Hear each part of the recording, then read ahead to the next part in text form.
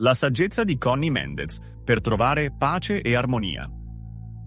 Ciao e benvenuto. Oggi voglio condividere con te un insegnamento prezioso, tratto dalla saggezza di Connie Mendez, che ti aiuterà a comprendere meglio il tuo processo spirituale.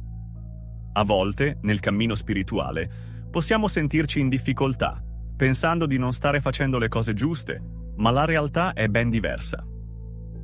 Ti invito a porre molta attenzione a queste parole, perché credo che ti porteranno una grande pace e ti faranno capire che sei nel posto giusto.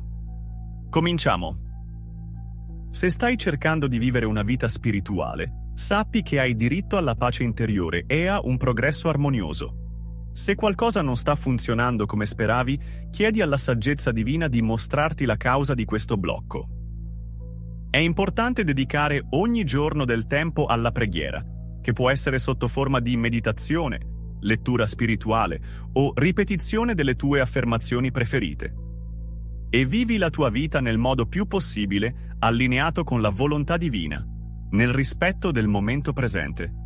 Se stai facendo questo, sinceramente, non c'è nulla di più che tu possa fare. Non c'è motivo di sentirti in colpa o di pensare di non essere all'altezza. Non è il tuo dovere fare ciò che va oltre le tue forze o il tuo attuale campo d'azione. Dio è il nostro Padre amorevole e un padre non chiede mai l'impossibile da un figlio che cerca di fare del suo meglio. Inoltre, non è il tuo dovere fare ciò che non hai il tempo di fare. Dio, in quanto saggezza infinita, si manifesta anche nel senso comune, e il senso comune ci dice che non è possibile adempiere a più doveri di quelli che possiamo realisticamente portare avanti in un solo giorno. Se ti trovi in una situazione in cui senti di non avere le risorse per fare tutto ciò che vorresti, probabilmente stai nutrendo pensieri distorti. La realtà non è che Dio ti abbia lanciato nel mondo con le mani legate, condannandoti a fallire. Siamo figli di Dio, e come tali, siamo nati con il diritto divino di vivere una vita piena di abbondanza, gioia e realizzazione. La nostra vera essenza è quella di essere esseri divini, e proprio per questo possiamo attingere a tutte le risorse spirituali e materiali che ci sono destinate. Abbiamo il libero arbitrio, un dono divino che ci permette di scegliere liberamente il nostro cammino in questa vita.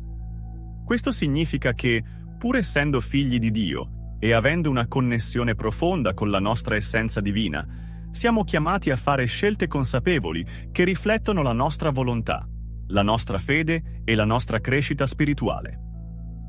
Il libero arbitrio non solo ci consente di determinare le direzioni che prenderemo, ma ci offre anche la responsabilità di creare la realtà che desideriamo. Non siamo schiavi delle circostanze o degli eventi esterni, ma siamo i creatori della nostra vita, in ogni momento, attraverso le decisioni che prendiamo. Ogni pensiero, parola e azione è un atto di scelta che riflette il nostro potere di manifestare la nostra verità e realizzare il nostro destino. Con il libero arbitrio, siamo chiamati a evolverci, a imparare, a crescere e a vivere una vita che rispecchi la nostra divinità, mettendo in pratica il nostro diritto di vivere in armonia con la nostra essenza spirituale. Non c'è nulla che sia fuori dalla nostra portata, perché Dio ha già posto in noi il potenziale infinito per raggiungere tutto ciò che desideriamo, a condizione che riconosciamo la nostra natura divina e agiamo in armonia con essa. Il nostro diritto, come figli di Dio, è di vivere una vita che riflette la nostra maestosa verità, in piena consapevolezza e gratitudine, attrarre ciò che è nostro per diritto di coscienza. Ricorda le parole del Salmo 46 che dice: Dio è il nostro rifugio e la nostra forza, un aiuto pronto nelle difficoltà. E termina dicendo: sii ancora e riconosci che io sono Dio. Questo è un invito a fermarti, a credere veramente in queste parole e a viverle con fede, perché è la fede che sposta le montagne. Non è il tuo dovere fare qualcosa che metta in pericolo la tua integrità spirituale o personale. Nessuno ti può costringere a fare qualcosa che vada contro i tuoi principi, come ad esempio mentire.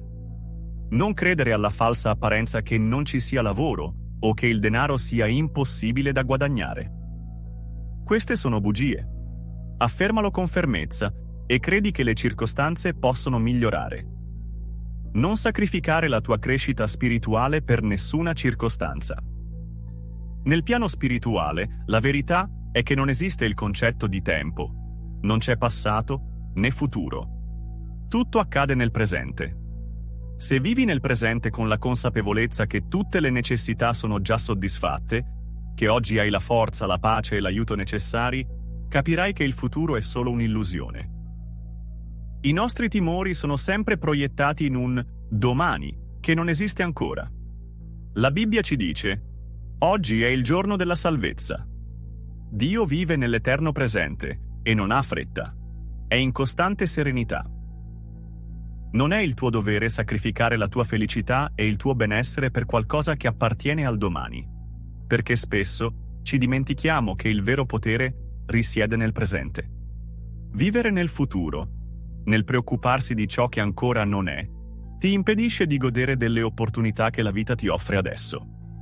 Ogni momento che sprechiamo a pensare ai problemi del domani è un momento in cui perdiamo l'occasione di nutrire la nostra anima, di crescere e di essere felici. Inizia da te stesso, dai piccoli gesti quotidiani che portano benessere nel tuo cuore e nella tua mente.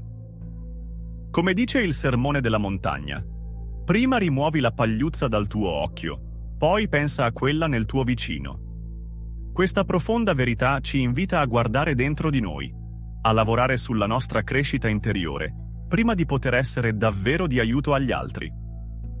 Solo quando riusciamo a riconoscere e a curare le nostre debolezze, le nostre paure e le nostre fragilità, possiamo portare un cambiamento positivo nel mondo che ci circonda. Il cammino spirituale è una continua evoluzione, ma è fondamentale ricordare che la nostra felicità non può essere sacrificata per un ideale di perfezione futura.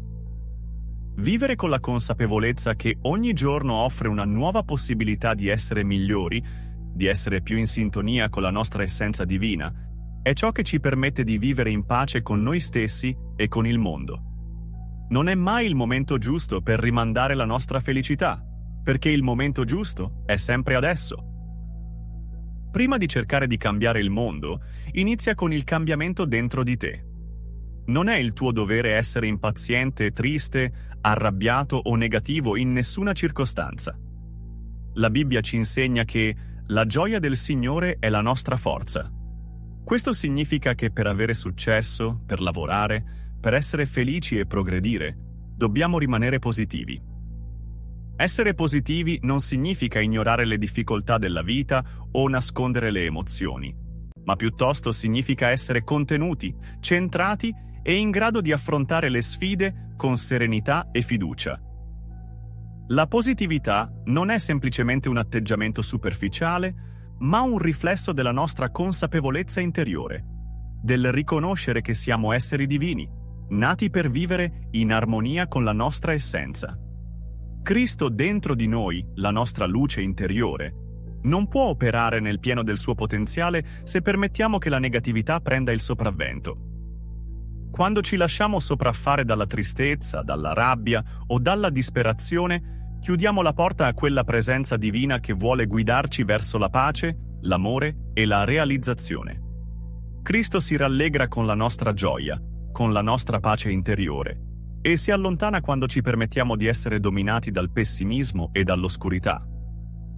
Non è che Cristo non sia sempre con noi, ma la nostra mente negativa può impedire alla sua luce di brillare dentro di noi. Essere positivi significa quindi permettere a Cristo di operare attraverso di noi, di farci sentire la sua presenza nella gioia, nella serenità e nell'amore che emaniamo. Quando siamo aperti alla luce, quando siamo centrati nell'amore e nella gratitudine, Cristo si manifesta in tutta la sua potenza, portandoci quella pace profonda che solo la vera connessione con la nostra essenza divina può dare. La positività non è solo un atteggiamento mentale, ma una scelta che riflette il nostro allineamento con la nostra luce interiore, una luce che ci guida, ci fortifica e ci trasforma. Se questo video ti è piaciuto, se ti ha dato una nuova prospettiva o un piccolo aiuto nel tuo cammino spirituale, fammelo sapere nei commenti. Lascia un like e non dimenticare di iscriverti al canale per continuare a imparare insieme.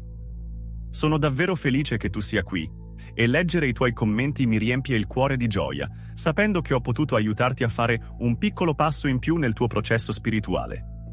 Fino al prossimo video, che Dio ti benedica sempre. Grazie di cuore!